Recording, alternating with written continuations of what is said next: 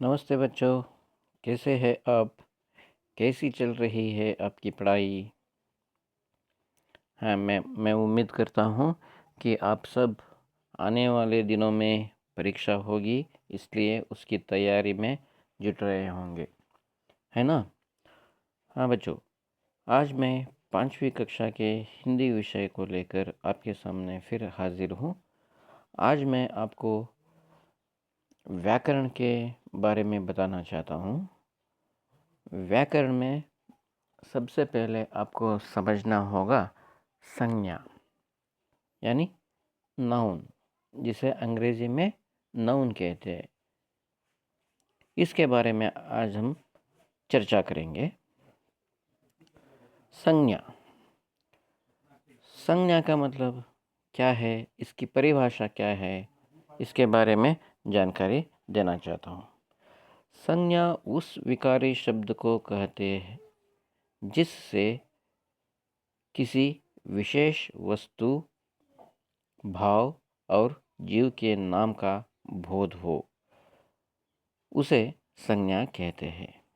मतलब संज्ञा उस विकारी शब्द को कहते हैं जिससे किसी विशेष वस्तु, ध्यान से सुनिएगा बच्चों, भाव और जीव के नाम का बोध होता है, उसे हम संज्ञा कहते हैं। तो बच्चों, संज्ञा के प्रमुख 5 भेद होते हैं। पहला है व्यक्तिवाचक संज्ञा, दूसरा है जातिवाचक संज्ञा, तीसरा है भाववाचक संज्ञा, चौथा है समूहवाचक संज्ञा और 5वां है द्रव्यवाचक संज्ञा। तो बच्चों, मैं आपको कक्षा करते हुए, आपकी किताब में से कक्षा करते हुए भी मैं ये समझाने की कोशिश किया हूँ, प्रयास किया हूँ। आपको शायद अब याद आ रहा होगा। तो बच्चों, आगे बढ़ते हैं। व्यक्तिवाचक संज्ञा किसे कहते हैं? जिस शब्द से किसी एक वस्तु या व्यक्ति का बोध होता है। व्यक्तिवाचक संज्ञा, ध्यान से सुनिएगा। व्यक्तिवाचक, जिस शब्द से किसी एक वस्तु या व्यक्ति का बोध होता है, किसी एक वस्तु या व्यक्ति का बोध होता है, उसे व्यक्तिवाचक संज्ञा कहते हैं। उदाहरण: राम, कृष्ण, गंगा, काशी। राम माने तो देखो, ये यहाँ पर राम एक ही नाम। राम मतलब कोई भी व्यक्ति हो सकता है। हम राम, भगवान श्री राम को भी राम कहकर पुकारते हैं। कृष्णा कहने से व्यक्ति का नाम भी हो सकता है और भगवान का नाम, श्री कृष्ण का नाम भी कृष्ण है। तो ये किसी एक व्यक्ति, जिस शब्द से किसी एक वस्तु या व्यक्ति का बोध होता है। ये देखो, गंगा कहने से एक नदी का नाम, देखो यहाँ पर गंगा बह रही है। और काशी कहने से एक शहर का नाम, यानी एक नगर का नाम होता है। तो समझ रहे हैं ना बच्चों? हाँ, आगे बढ़ते हैं। जातिवाचक संज्ञा, जिन संज्ञाओं से एक ही प्रकार की वस्तुओं अथवा व्यक्तियों का बोध होता है। जिन संज्ञाओं से एक ही, only one type of things and name का बोध होता है, उन्हें जातिवाचक संज्ञा कहते हैं। उदाहरण के लिए मनुष्य, घर, पहाड़, नदी। यहाँ पर मनुष्य बोले तो आप भी मनुष्य है, मैं भी मनुष्य। यहाँ पर देखो कितने सारे मनुष्य है, जो उसमें चाहे स्त्रीलिंग हो या पुल्लिंग हो, हम उन्हें क्या कहते हैं? मनुष्य, मानव जीवन, मानव जीवी कहकर पुकारते हैं।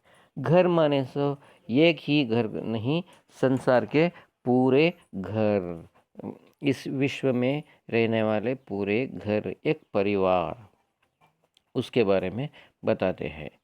और आगे पहाड़ बोले तो एक ही पहाड़ को पहाड़ नहीं बोलते, बल्कि सभी प्रकार के पहाड़ को मतलब तमिलनाडु में नीलगिरी पहाड़, यहाँ पर पश्चिम घट्ट में सह्याद्री पहाड़, आगे जाते हैं तो विंध्या पर्वत, ये इस तरह बहुत सारे पर्वतों के नाम यानी पहाड़ों के नाम हम पहाड़ मतलब एक ही वस्तु का नाम।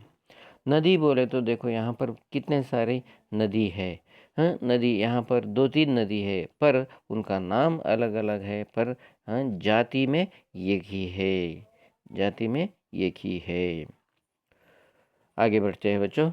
भाववाचक संज्ञा, जिस संज्ञा से हाँ, हम व्यक्ति या वस्तु के गुण या धर्म, दशा अथवा व्यापार का बोध होता है, उसे भाववाचक संज्ञा कहते हैं। उदाहरण के लिए लंबाई, नम्रता, मिठास, बुढ़ापा। मतलब देखो जातिवाचक, इसमें लंबाई, देखो ये एक भाव, एक व्यक्ति के गुण या धर्म के बारे में बताना चाहता है, उसके दशा के बारे में बताना, किसी वस्तु के दशा के बारे में बोध होता है।